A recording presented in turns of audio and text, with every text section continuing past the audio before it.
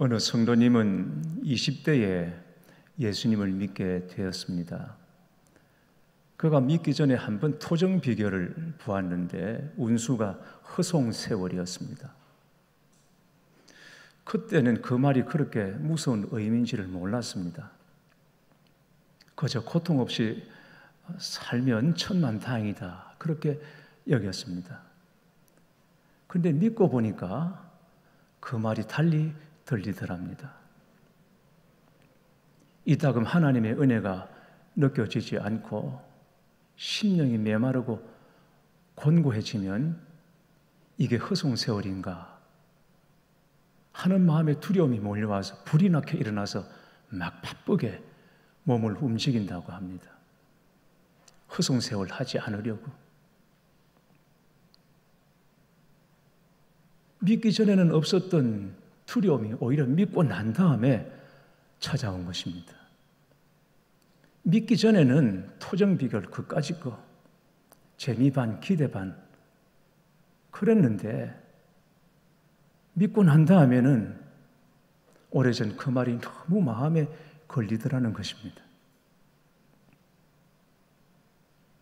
예수 믿고 사는 큰 복이 무엇입니까? 모든 속박에서 풀려나 자유를 얻었다는 것 아니겠습니까? 오늘 본문 3절은 이렇게 말씀합니다.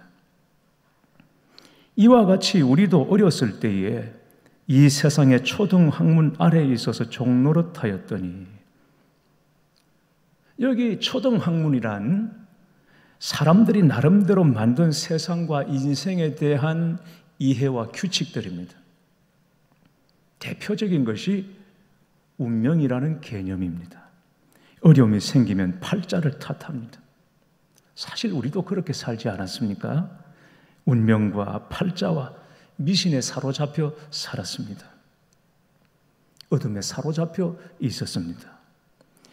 유대인들에게 초등학문은 바로 율법이었습니다. 율법이 미신처럼 그들을 억누르고 있었습니다. 11절을 정확하게 드린다고 곡식 나달까지 하나하나 세고, 안식일을 지킨다고 몸이 아파도 병원을 못 가고 약도 살 수가 없었으니 종살이도 이런 종살이가 어디 있겠습니까? 인생의 무게에 율법의 짐까지 짊어지고 살았던 것입니다. 아직 초등학문 아래 있는 것입니다.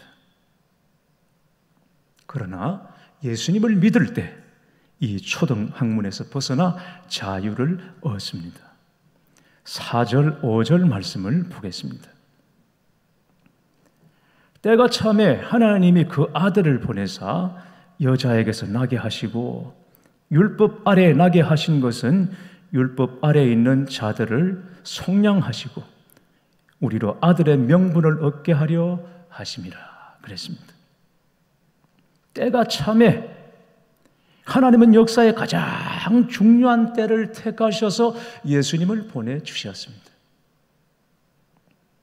예수님이 오신 것은 우연도 아니고 사람들의 노력에 따른 것도 아닙니다.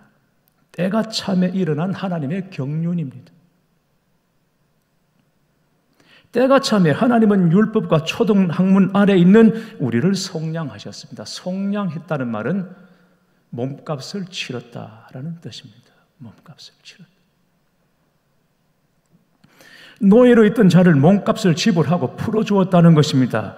그 노예가 느끼는 자유를 여러분 한번 상상해 보십시오. 속량이라.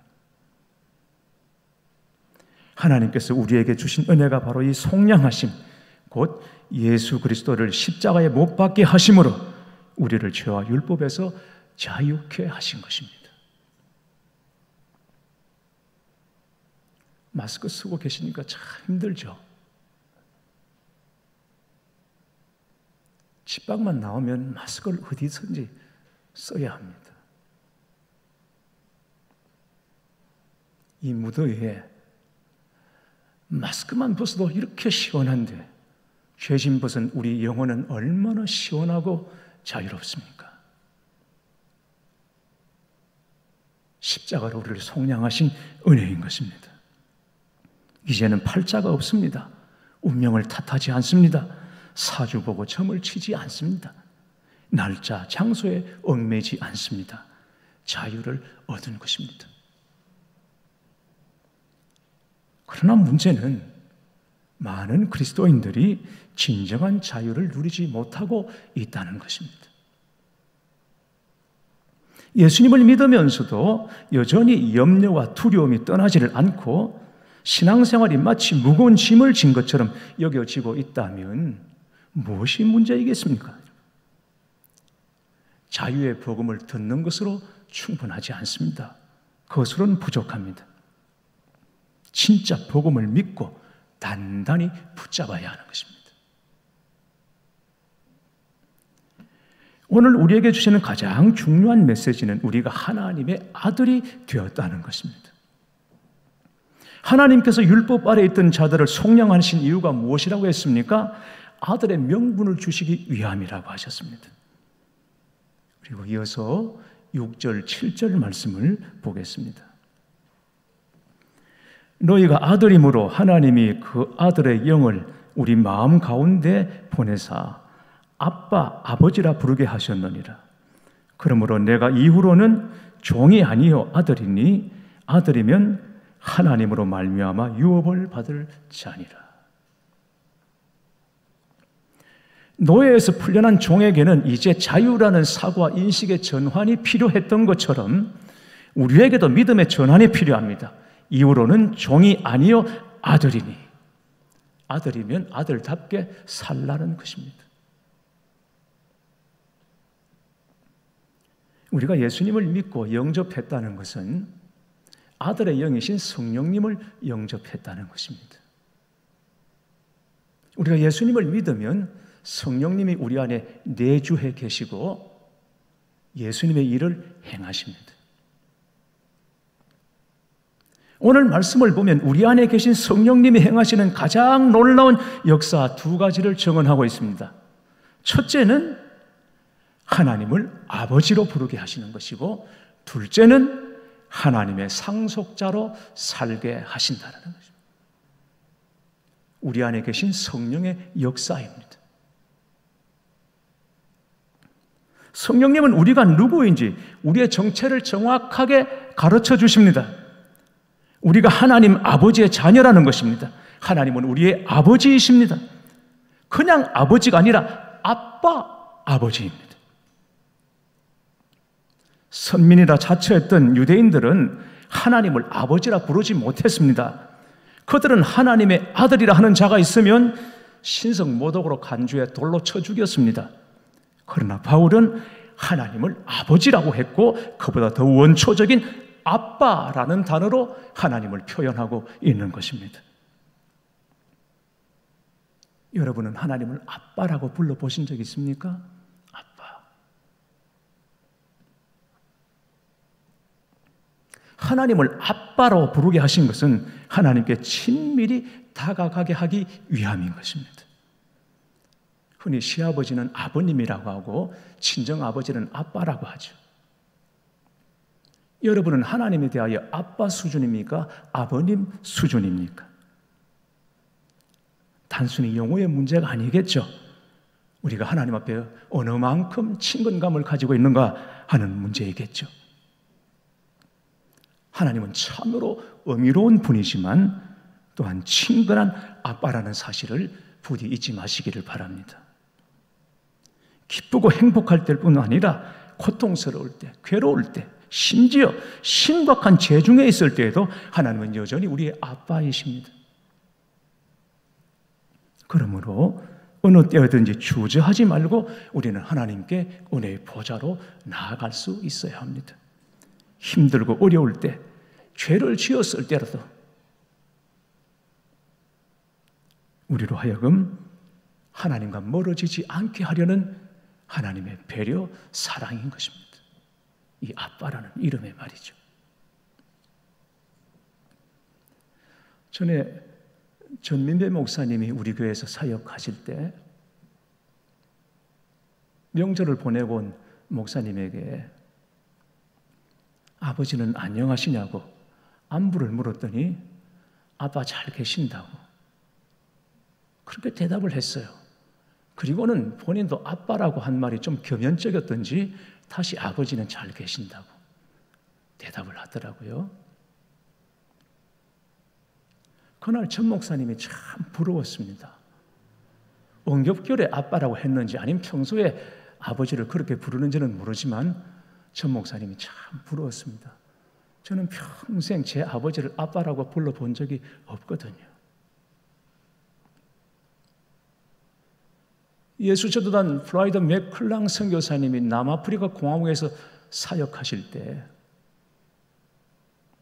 한 번은 깍 마른 10대 소녀 하나가 쭈뼛쭈뼛 상담을 요청했습니다.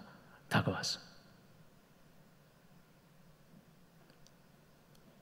그런데 이런저런 말을 하는데 말에 맥락도 없고 그리고 너무 산만해서 무슨 말을 하는지 알아들을 수가 없는 것입니다.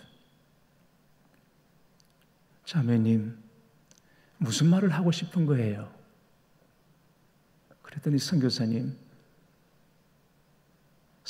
어깨에 잠시 기대어 봐도 될까요? 어려서 아버지 없이 자란 자매였습니다. 하나님을 아버지라고 하는데 그게 도대체 무슨 느낌인지 알 수가 없는 것입니다. 그래서 선교사님 어깨에 잠시 기대봐도 될까요? 그리고는 플라이드 맥클랑 선교사님 어깨에 머리를 기대고 있다가 아버지, 아빠, 그리고는 울먹이기 시작했습니다. 그렇게 잠시 있었을 뿐입니다. 그런데 몇 년이 지난 다음 맥클랑 선교사님이 다시 남아공에 갔을 때 그 소녀는 몰라볼 정도로 아름답고 또 훌륭한 사역자로 일하고 있는 것을 보았다고 합니다. 교회 여러분, 요즘 여러분 기도 생활 어떻습니까? 기도가 잘 안 되십니까? 기도하려고 해도 기도줄이 잘 안 잡힙니까? 저도 그럴 때 있습니다. 그럴 때는 그냥 아빠만 부르세요.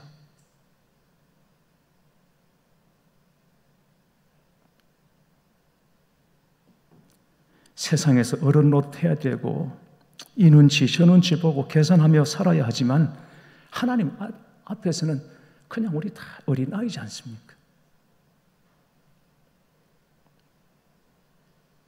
다 내려놓고 무장을 해제하고 그냥 풀어줘도 되지 않습니까? 그래서 기도줄이 잘 안 잡히면 어려우면 막 기도를 많이 하려고 그렇게 하지 마시고 내려놓고 풀어놓고 그냥 주저앉아서 아빠를 부르세요. 예수님께서도 겟세마네 동산에서 십자가를 앞두고 하신 기도가 아빠였습니다. 아빠. 그 십자가 앞에서 아버지여, 아버지께서는 모든 것이 가능하오니 이 잔을 내게서 옮기시옵소서. 그러나 나의 원대로 마시옵고 아버지의 원대로 하옵소서. 아빠.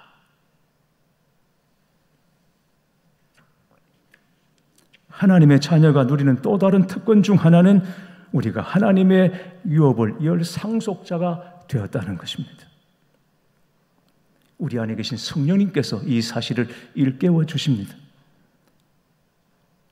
그러므로 내가 이후로는 종이 아니요 아들이니 아들이면 하나님으로 말미암아 유업을 받을 자리라. 사도 바울은 이 갈라디아서보다 몇 년 후에 기록한 로마서에서도 이 사실을 재차 강조하고 있습니다. 로마서 8장 15절에서 17절 말씀 보면 너희는 다시 무서워하는 종의 영을 받지 아니하고 양자의 영을 받았으므로 우리가 아빠, 아버지라고 부르짖느니라. 성령이 친히 우리의 영과 더불어 우리가 하나님의 자녀인 것을 증언하시나니 자녀이면 또한 상속자 곧 하나님의 상속자요 그리스도와 함께 상속자니 그랬습니다. 여러분이 로또 1등에 당첨되었다고 생각해 보십시오. 어떨 것 같습니까?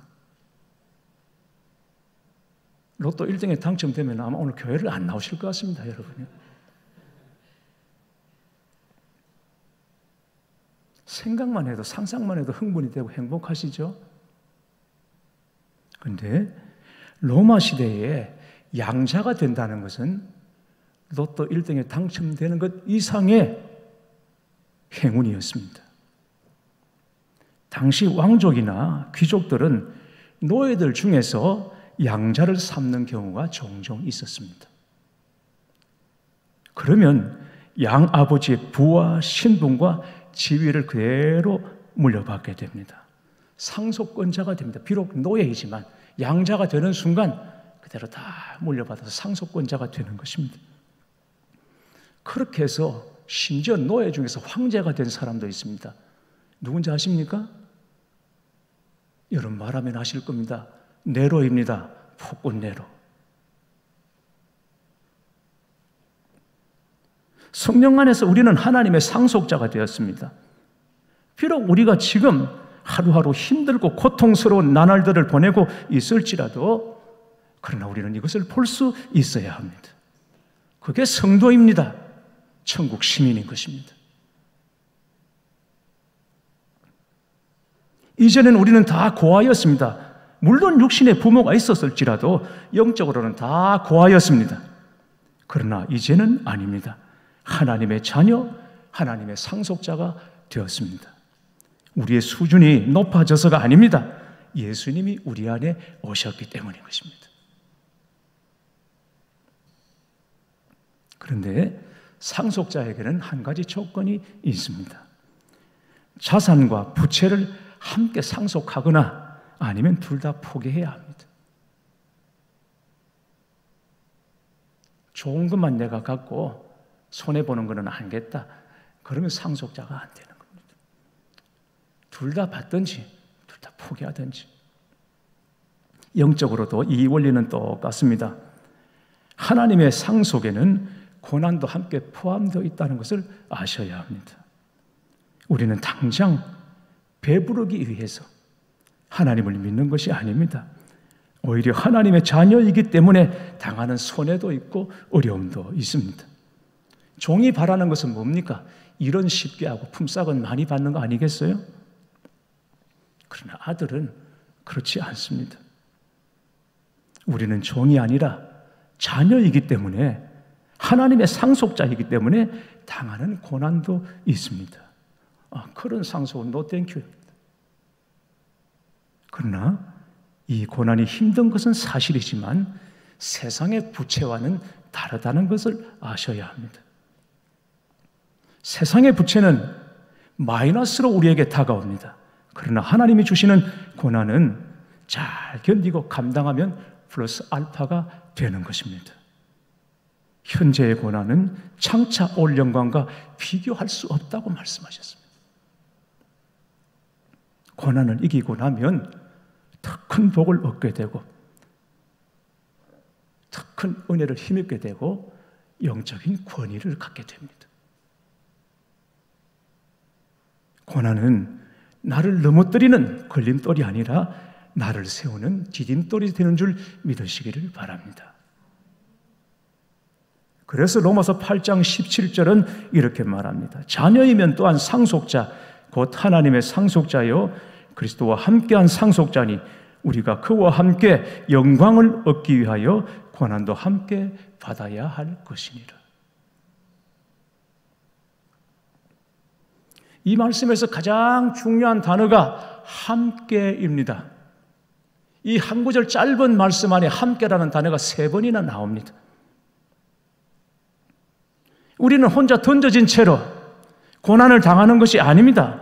함께 고난을 받는 것입니다. 누구와 함께 받습니까? 그리스도와 함께 고난을 받는 것입니다. 주님을 따르다가 어려움을 당하겠지만 그러나 주님과 함께 영광도 얻는 것입니다. 그리스도와 함께 고난을 받았기에 그리스도와 함께 영광을 얻는 것입니다. 목숨까지 우리를 위해서 버리신 그 주님이 우리와 함께라면 고난의 아픔이 더 크겠습니까? 영광의 기쁨이 더 크겠습니까? 왜 나만 혼자냐고? 왜 나만 이래야 하냐고? 그럴 수 있지만, 그러나 여러분, 주님이 허락하신 고난이라면 결코 나 혼자 아니라 주님이 함께, 그리고 주님이 함께 이기게 하실 것입니다. 영광으로 관을 씌워 주실 것입니다.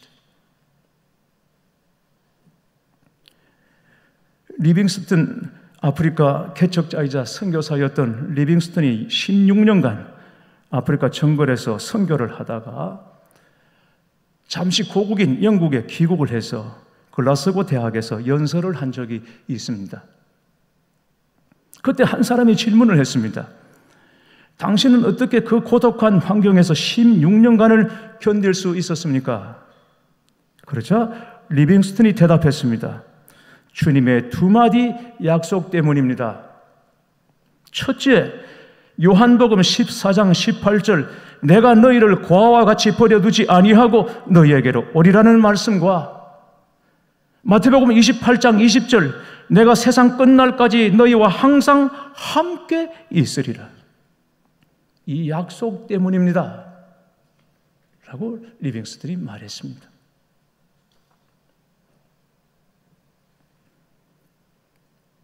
책을 보다가 한 남자 성도님이 쓴 글을 봤습니다. 어느 날 새벽녘의 어둠 속에서 누군가가 몸을 더듬더듬 만지는 느낌에 잠을 깼습니다.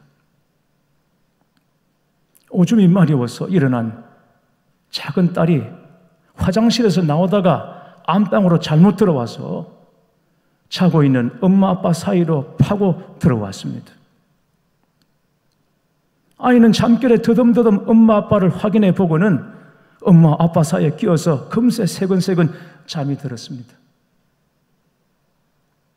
엄마는 잠결에도 놀라는 기색이 없이 그저 태연하게 이불을 끌어다가 목까지 덮어주고는 토닥토닥 토닥여 주었습니다. 아빠도 아이가 너무 사랑스러워서 곁에 있는 아이를 꼭 껴안아 주었습니다. 그러면서 자신도 모르게 딸이 품 안에 들어왔다는 게 너무 고맙고 감격스러워서 잠결에 하나님께 감사 기도를 드렸습니다. 주님 감사합니다. 주님이 우리에게 그러하시듯 우리 부부는 언제든지 품 안에 든 딸을 따뜻하게 뿜어줄 만반의 준비가 되어 있습니다. 이 아이가 자라 어른이 되어서 살다 보면 때로는 힘들고 공고한 날이 있을 텐데 그때도 부모의 품에 날아들기를 주저앉지 않게 주옵소서. 딸아이가 무의식적으로 엄마 아빠의 품이 그리워 아무런 고민이나 망설임 없이 안방에 들어와 품 안에 파고든 것처럼 저도 아빠이신 하나님 품에 그렇게 안기고 싶습니다. 새벽 잠결에 하나님께 올려드린 기도였다고 합니다. 사랑하는 교회 여러분, 생각해보면 우리는 하나님 안에서 다 이 작은 꼬마 아이, 어린 딸과 같은 존재입니다.